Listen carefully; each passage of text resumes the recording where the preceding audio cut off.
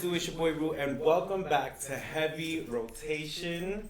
I am here with a very exciting guest who was supposed to be the first guest of Reality's podcast ever, Malique. Hi, say hello to the people. Hello. What's up? If anybody has met Malique is very quiet apparently, but we're gonna get it out of him today. We're gonna get it out of him.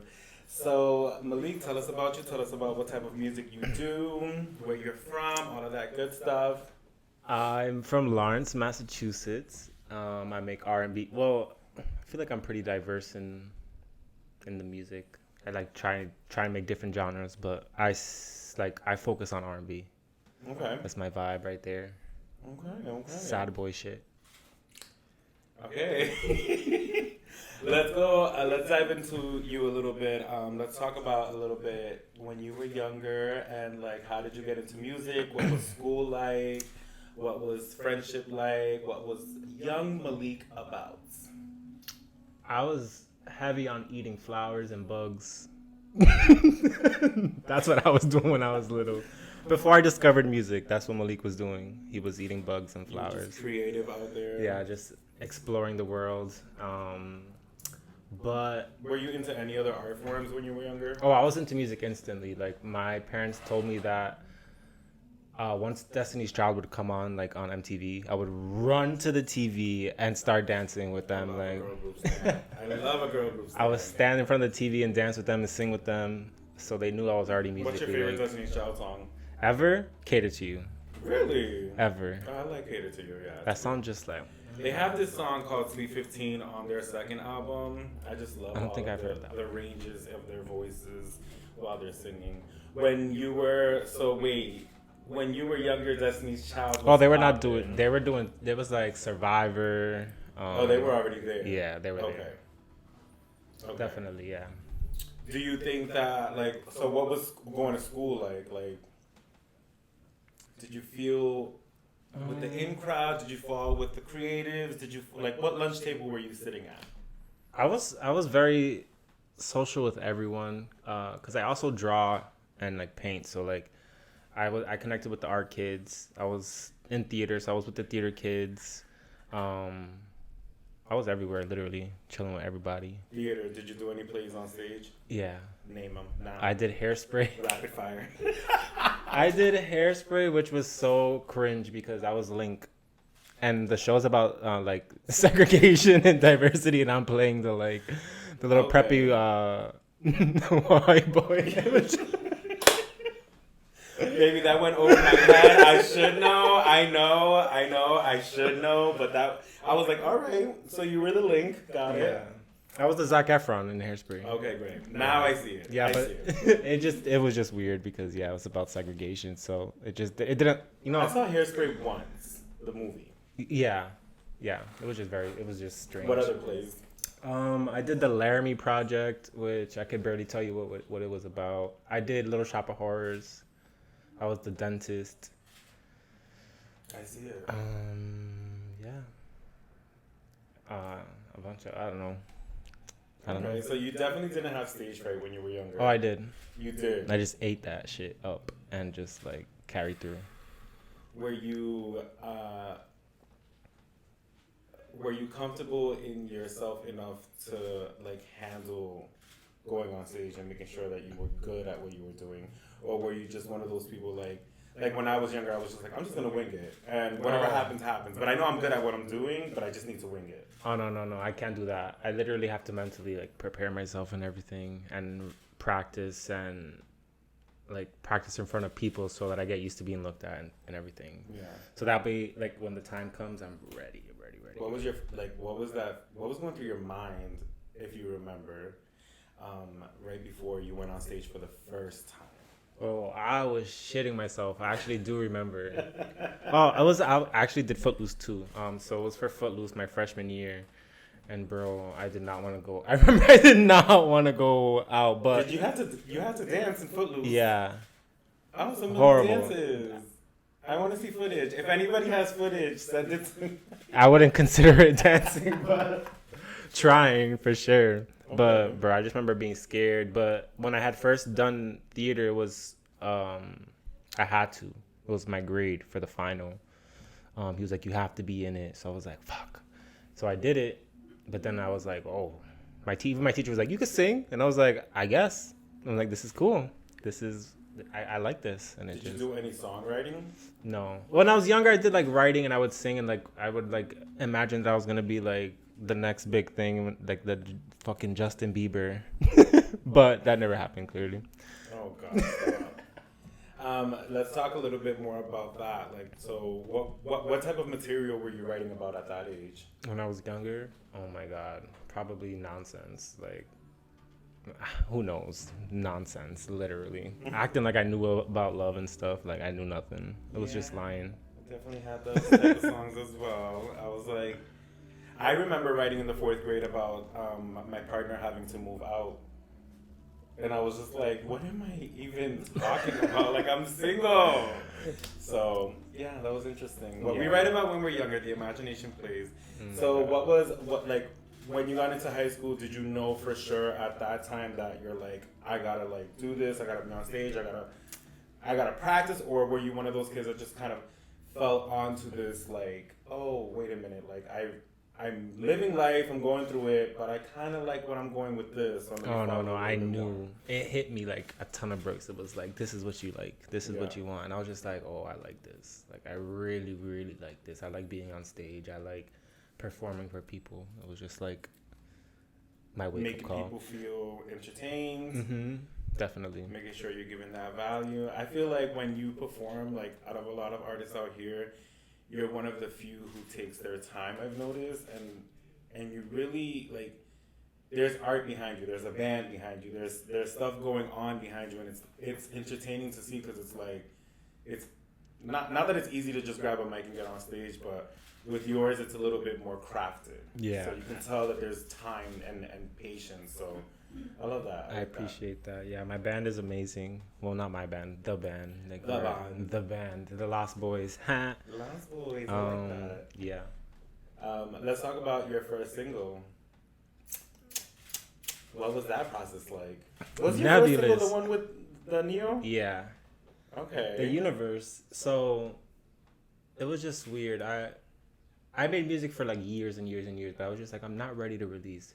So then I recorded it. I went to school because I couldn't find an engineer or a producer that like was hearing what I was hearing in my head. I hear shit in my head that like it's weird. I could hear someone else's song and I'll hear something. I'd be like, you hear that? And they'd be like, I don't hear that. And I'm like, you don't hear that? Like that frequency, you just can't hear it.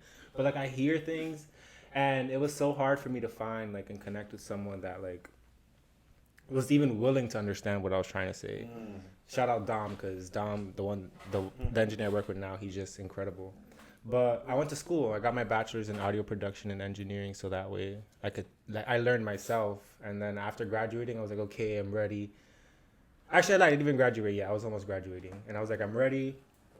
I learned enough, and we created Nebulous in the studio. And the beginning, I forgot what I had there. I had inserted an intro, but it just wasn't. It didn't hit right. So I was like, this is not supposed to be here. And we were like, no, that sounds good. I'm like, no, we have to take that out. That's not supposed to be there. Like, I just know it's not supposed to be there. Something else is supposed to be there. So we removed it, and it was blank. And I was like, bro, something needs to go here. And I remember, actually, I was with Lisi, and we were talking, and she was like, oh, you just gotta like throw your ideas out there. So I was like, you know what? I sent the unreleased song to like 20 artists like that I could like think of that I either like was influenced by or look up to, and I sent it to like 20 artists. And I remember the very next morning in the bathroom brushing my teeth, my phone goes ding! And I look at my phone and it says, you have a direct message from Neo. And I was like, whoa. I remember I was in the bathroom like brushing my teeth, like what, like going crazy. I was like, no, I didn't even want to open it. I was like, I don't deserve to open this right now. I really don't. I opened it and he was like, yo, this is good. This is really good. Like, we should get to work. And I was just like, wow. And then he was like, let me add an intro. And I was like, and that's what was missing. The whole time I kept saying, there's something that needs to go here. There's something missing. And he's like, let me give you an intro. What was Nebulous about? Nebulous is about being in a hazy like relationship where you're just really In a what? like a hazy like Oh, it's very hazy. very cloudy, Gotcha, like you don't know what's going on or where you're going. You're just in the relationship, and it's about like feeling lost or confused, or like you guys are just floating in space with the nebulous, just like with no direction, no guidance, just floating there, and it's just like I can't see where we're going, bro. Like what is happening? So that's what that's about. I love it. And did that come to you right away, or was that like you had to really dig deep for that inspiration? Um, it could. I don't know how to explain. So when I write my music, I just find melodies at first. So like before a lyric even touches a song, it touches like what I'm feeling. So like I'll listen to a song and just like literally make sounds and just sing nothing. Just it's just pure emotion. There's no lyrics. It's just like, letting my feeling out, and then from there I'll like adapt the lyrics to how it sounds and everything. But it wasn't hard. No, No. that's good. I loved the first project. The Lost Boy. Yes, and you have a song on there that like I DM'd you about, and I was like, "Yo, this speaks about so much." I think so much from the experience of a lot of us from our community out here in the community. I think you really hit the nail on the head with the storyline behind it, and I was just like, wow, like I've never heard something put together like this. I'm blanking on the name. You know the name. I think it's actually Lost Boy. I think it's called Lost Boy. Okay, so it's the self-titled track to the project. Yeah. Okay. What about Lost Boy was it for you? So when I was little, I was obsessed with Peter Pan. I would watch that VHS like 20 times a day. Okay. And in Peter Pan, the Lost Boys are, they're the kids that are forgotten on Neverland. Their parents aren't looking for them. They're just lost there, And I didn't grow up with like parental figures. Like my mom or my dad wasn't really there.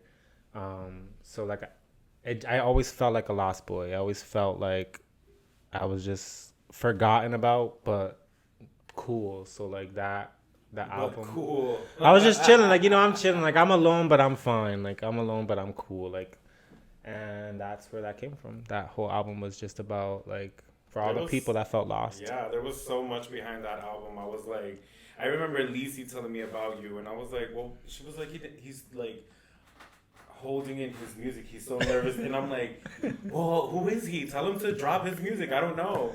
And then you dropped, and I was like, yo, this is like fire. Thank you. This is fire. And the first project was just like epic. I was literally driving down Broadway blasting that song. I was like, I don't know what it is about the song, but I shared it with all my friends from out here who grew up with that lifestyle, and just told them, I'm like, yo, this is something that like we experienced. There's things that you mentioned in there that we were like, damn, we really went through that too. So this generation is still going through that. Definitely. And I think the whole project itself really made a lot of sense for me, and I just loved playing it on repeat and like listening to it. And then from there, you dropped that project, and I feel like your sound took a whole different wave with the second project. It did. And so, explain what that transition was about. All right, so or is about, because it's still happening. I was definitely at that when I made Lost Boy. I was still feeling that, like how I was making that music. I mean, what I was writing about. And then I tried a psychedelic. I tried a psychedelic. That's what the second project gave me. I was like, bro. And something woke up inside of me that was like powerful. In the second, when you are listening to the second project, listen to the first project first, and then the second project, you feel like there's something behind it. There's just like this emotion that you're just like, where is he trying to take me with this? Yeah. And everything is just like, I feel like every song you're in a different realm, and I liked it. I like the visuals. Thank you. I think it like everything was cohesive, and it just made something sense. deaf woke up, and it was just like it was so powerful. I was just like, yo, like I could use all like all my sadness and pain and whatever into energy, like and empowering energy. Like I could like use this. Like that's when I realized like, oh, emotion is energy, and like energy is everything. And I was just like, oof. You sounded like Miss Left Eye right now, and that's making me so happy. I love that. Let's talk a little bit more about that. Like I know that you had your summer fest last year, right? Mm-hmm. And what was that about? What was that like? How did that turn out? Did you like it? Did you not? It was really good. I wish it was a little better. But I was the first festival I've ever done or like anything like that. So organization and everything could have been way better. But for what it was incredible. Like I think so. It was really good. We had like. Did you get to perform? I did not. No. Time was running out, and the Salem police were like, "Where was this? You're 30 seconds past 6." Where was this held? At Camp Wywood in I think it's Salem, New Hampshire. Okay. It's like the YMCA. How many artists did you have? I know you had a few vendors. I didn't get to see how many artists you had. I think there was like 20 of us. Damn. Did it feel good putting on something like that? Yeah, it did. It felt really good. It did. I was like, this is dope. Like a music festival for us out here with our artists. I think that type of exposure is what is needed, you know, and you definitely brought it. I know last summer you were doing every Friday at Spigot. Yeah, the emotions waves. Yes. How did that come about?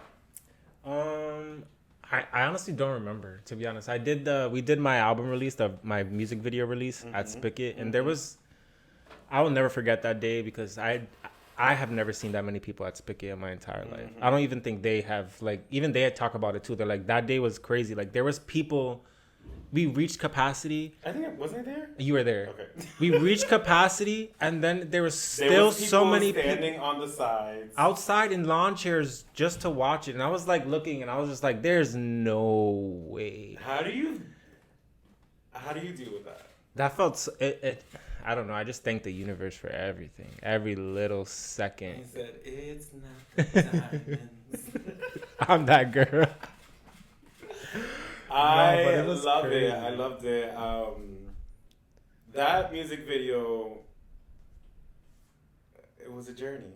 It was a journey. It was refreshing to see someone from out here doing something artistic with music.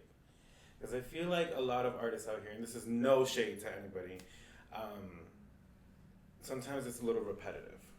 You know? I feel you, yeah. And it's refreshing to see someone doing something a little bit different. Although it's repetitive, it's good. Because there's like only one artist from out here that I'm like, baby, let's not. But other than that, everyone else is like elite level. But I feel like with your sound, it sticks out from everyone else because it's different. Did you plan that, or is that just like, are you like sitting at home like, how can I make this next project? Yep, that's me. Okay, I plan strategic. I like everything. See, that's why I love Beyonce. So I look up to her. Her work ethic and the way she moves in the industry is just so smart, and like that's why she's always, even like people didn't like Renaissance, whatever, still went crazy just because of the way she promotes it, the way she carries the album, the visual that we don't have, the themes. What is going? I totally forgot about the visual. What's going on with the visual? Do you know? I wish I knew. I thought that she was going to release the visual the first night of the tour. I thought that was going to be the thing. Yeah. Like, at the tour, she was going to premiere it, and it was going to be this, like, it was going to go down in history as, like, this $1,000 visual that people had to pay to see. And you're right. I totally forgot about the visual. Nothing. Or maybe because there was a rumor that it was going to be in 4 parts. The album? The album. So maybe it's coming with the second installment, and then an album, and then again the visual. I don't know. I don't know. Imagine you have to wait till the end, off however many there are, and then she's going to release it as one big. Or, and not putting this on her soul, but when time comes and her energy needs to pass on. Oh my God. That releases. That'll be creepy. I wouldn't watch it. She's like, y'all could I'm never. steps ahead. Even when I'm dead, I'm ready. Ready for y'all. Oh, so does that sound like something that you're gonna put us through? Release a project with no visuals? Yeah, I think that helps. Release snippet visuals. I think it helps you not get, as an artist, like not get boring, especially nowadays with social media. Like music is moving so fast that like you can release a song and in a week it's already played out because of how much you hear, how often it's played. Every TikTok reel, every Instagram reel is the song.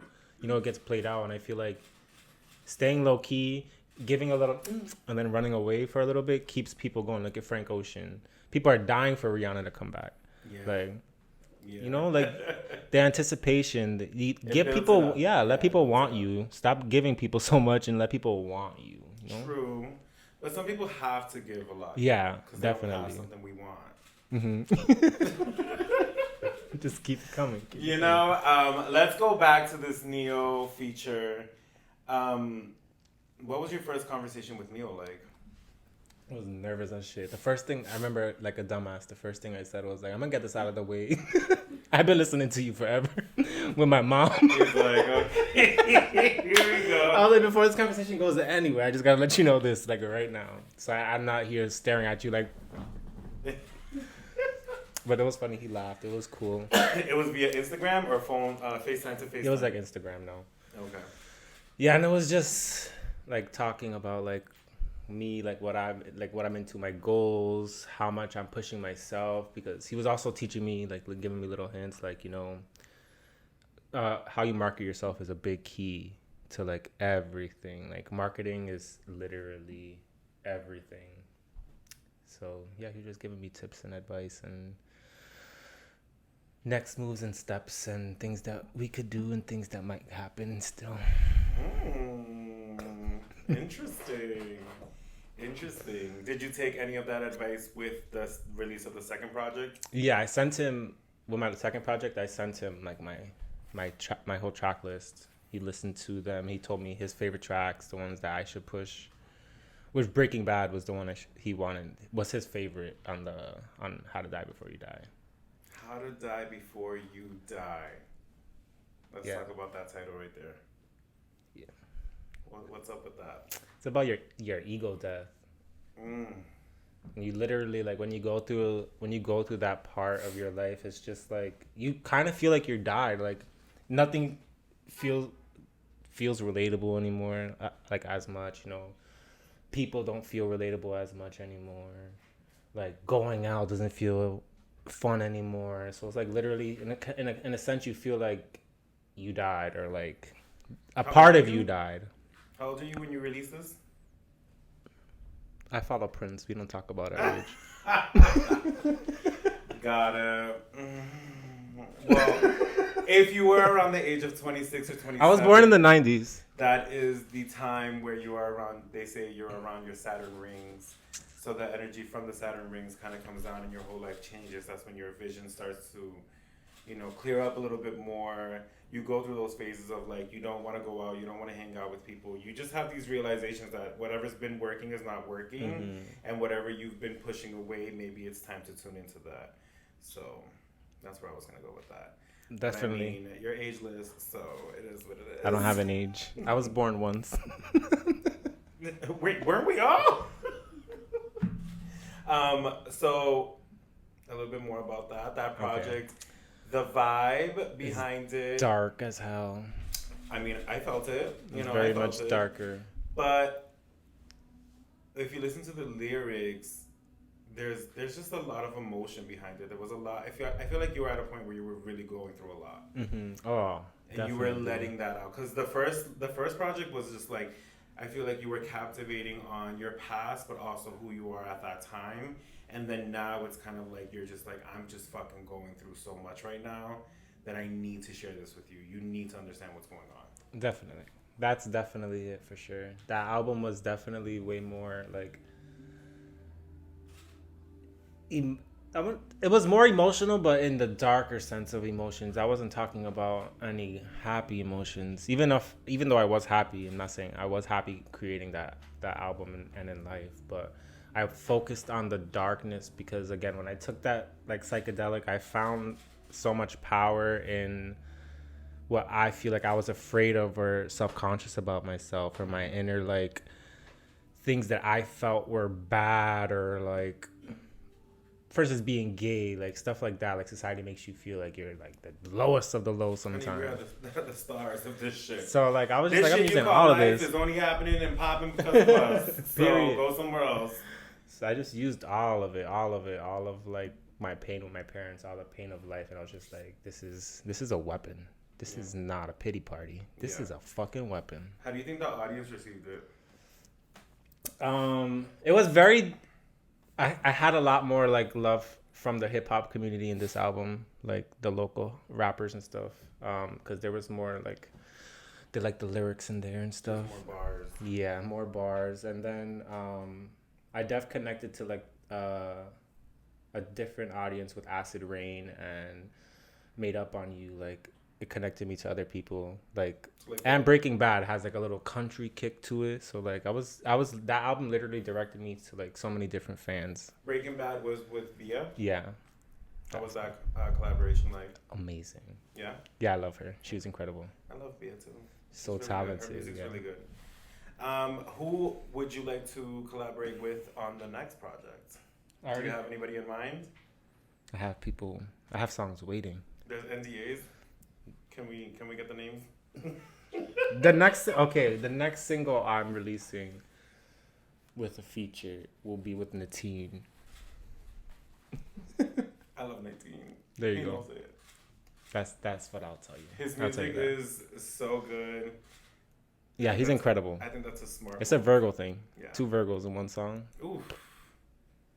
It's about to be fire. It's a summer bop too.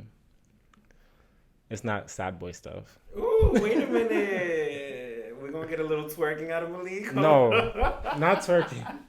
He's like, I'm back up on that bike. I'm like, what the? Malique, the City Girls. Malique and the City Girls. Yes. Who else are you into? What other artists are you into? Local or just in general? Well, local artists are artists too. Locally, I really like Juice, Lisi, Natine, and Nine. And my band, we lit. And then celebrity artists. Yeah, like Frank Ocean is one of my idols. Y'all love Frank Ocean. I love that man. Wow. So much. I love a few songs from Frank. Oh no, I love that man. Like, I love okay. that. Okay, my bad. I love you, Frank.